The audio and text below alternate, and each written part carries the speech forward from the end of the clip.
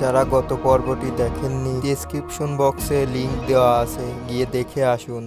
তারা স্বামী স্ত্রী এবং 2 সন্তানকে নিয়ে অনেক খুশিতে বসবাস করছিল, কিন্তু তাদের খুশিতে নজর লাগতে সময় লাগলো না। কথাই বলে না, লোভ থাকলে যত টাকাই থাকুক তা কমই পড়ে যায়। ওই মহিলার সাথেও এমনটাই হয়েছিল। প্রায় দিনই টাকার জন্য তাদের দুজনের মাঝে ঝগড়া হতে থাকলো। লোকটি তার স্ত্রীকে যতই টাকা দিক তা কমই পড়ত। শোনো, আমার কিছু টাকা লাগবে। কি টাকা? পরশুদিনই তো তোমাকে দিলাম। ওটা তো ফুরিয়ে গেছে। কি ফুরিয়ে গেছে এত জলদি? দেখো, আমার টাকা লাগবে। তোমার যদি এত টাকারই প্রয়োজন হয় তাহলে তো আমাদের সেভিংও ফুরিয়ে যাবে আর আমার বেতনও তোমার জন্য কম পড়বে। একদিন দুজনের মাঝে টাকা নিয়ে ঝগড়া চলছিল। লোকটি এই প্রতিদিনের ঝগড়াতে অনেক বিরক্ত হয়ে গেছিল, তাই রাগে লোকটি মহিলাটির উপর হাত তুলে ফেলল। এতে মহিলাটি পাগলের মতো হয়ে গেল এবং একটি চাকু নিয়ে লোকটির গায়ে বিধিয়ে দিল। আরে পাগল মহিলা, এটা তুই কি করলি? আমি আর এইখানে এক মুহূর্তও থাকবো না। বাস, অনেক হয়ে গেছে। বাচ্চারা, চলো আমার সাথে এখান থেকে। ওরা আমার বাচ্চা আর ওরা আমার সঙ্গেই থাকবে। তোমার নিজেরই টাকার খিদে মিটছে না আর তুমি বাচ্চাদেরকে কি খাওয়াবে? তাতে তোমার কি? তুমি যাওয়ার হলে যাও, বাচ্চাদের দিকে তুমি তাকাবে না, খবরদার। আজকে তো আমি চলে যাচ্ছি, তবে আমি একদিন অবশ্যই ফিরে এসে আমার বাচ্চাদেরকে নিয়ে যাব এখান থেকে। রাগ করে লোকটি বাড়ি ছেড়ে চলে গেল। এরপরে কিছুদিন কেটে গেল।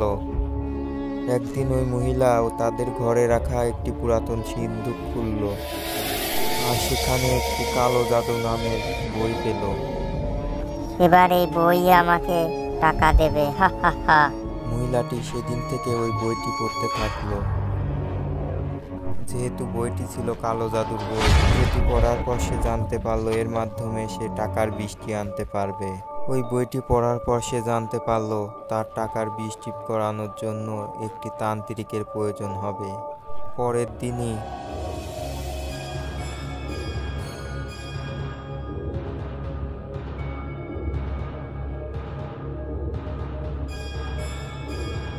মহিলাটি একটি তান্ত্রিককে ডাকলো। ওই তান্ত্রিকটি সব ঘরে ঘুরে ঘুরে সব রুমে রুমে বিভূতি ছিটাতে থাকলো।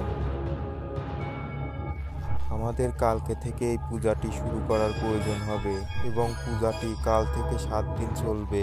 এর জন্য প্রতিদিন তোমাকে ভোগ হিসাবে টাকা এবং গয়না দিতে হবে আর 7ম দিনে আমাদের বলি দিতে হবে। যখনই বলি শেষ হবে তখনই তোমার উপরে এত টাকার বৃষ্টি হবে যে তুমি তা ভাবতেও পারবে না। এটা শোনার পর মহিলাটি অনেক খুশি হয়ে গেল। কথাটি মাথার উপর চেপে বসলো আর সে টাকার লোভে এতটাই অন্ধ হয়ে গেল যে কোনটা ভুল কোনটা ঠিক সে সম্পর্কে তার কোনো ধারণাই ছিল না। প্রতিদিন তান্ত্রিকটি এসে পূজা করত এবং মহিলাটি ভোগ হিসাবে টাকা এবং গয়না রাখত। পূজা শেষে তান্ত্রিকটি মন্ত্র পড়ে আগুনে ফু দিত এবং সারা ঘর অন্ধকার হয়ে যেত আর তার সঙ্গে টাকা এবং গয়না গায়েব হয়ে যেত। এটা দেখে মহিলাটির বিশ্বাস আরও বেড়ে গেল। ওর টাকার লোভ আরও তীব্র হয়ে গেল। তৃতীয় দিন মহিলাটির স্বামী হঠাৎ করে বাড়ি চলে আসে। তান্ত্রিক আর কালো জাদুর সরঞ্জাম দেখে ওর মাথায় কিছু ঢুকছিল না। তান্ত্রিকের পুজো শেষ হয়ে গেল আর ও ওখান থেকে চলে গেল। লোকটি তান্ত্রিক ও কালো জাদু সম্পর্কে মহিলাটির কাছে জিজ্ঞাসা করলো, কিন্তু মহিলাটি উল্টো জবাব দিতে থাকলো। দুজনের মাঝে অনেক জোরদার ঝগড়া শুরু হয়ে গেল। দুজনের চিল্লানোর আওয়াজ বাইরেও শোনা যাচ্ছিল। হঠাৎ একটা চিৎকার শোনা গেল এবং সব শান্ত হয়ে গেল। পরের দিন ওই ঘরের জানালায় একটি বোতল ঝোলানো দেখা গেল, যার মধ্যে লাল রঙের পানি ছিল। অবশেষে সপ্তম দিন চলেই আসলো এবং মহিলাটি বেঁচে থাকা সব টাকা এবং সোনা ভোগ হিসাবে রেখে দিল। বাবা, ভোগ তো দিয়ে দিলাম, এখন বলি কাকে দিতে হবে? তোমার বাচ্চাদের। কি, আমার বাচ্চাদের? দুইটা বলি মানে দ্বিগুণ টাকার বৃষ্টি। এত টাকার বৃষ্টি হবে যা তুমি কল্পনায়ও ভাবতে পারবে না। আর ভেবো না, নাও এটা নাও আর বলি দাও, সময় পার হয়ে যাচ্ছে কিন্তু জলদি বলি দাও। মহিলাটি শান্ত হয়ে গেল। এত ভেবো না, এতদিনের করা পুজো ও তোমার দেওয়া ভোগ সব ব্যর্থ হয়ে যাবে। নাও এটা নাও আর বলি দাও, বলি দাও। অবশেষে টাকার লোভ মায়ের মমতাকেও হারিয়ে দিল, আর মহিলাটি চাকু নিয়ে বাচ্চাদের দিকে এগোতে থাকলো।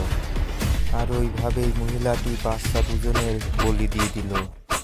দুজন মাসুম বাচ্চা, যারা ঠিক করে পৃথিবীটা দেখেওনি, তারা টাকার লোভের কারণে মারা পড়ে গেল। এরপর মহিলাটি তান্ত্রিকের কাছে গেল আর বলল, বলি তো দিয়ে দিলাম, এবার কি টাকার বৃষ্টি হবে না? হ্যাঁ, বৃষ্টি তো হবে অবশ্যই, তবে টাকার নয়, রক্তের। সেদিনের পর থেকে ওই তান্ত্রিক ওই বাড়িতে কখনোই আসেনি।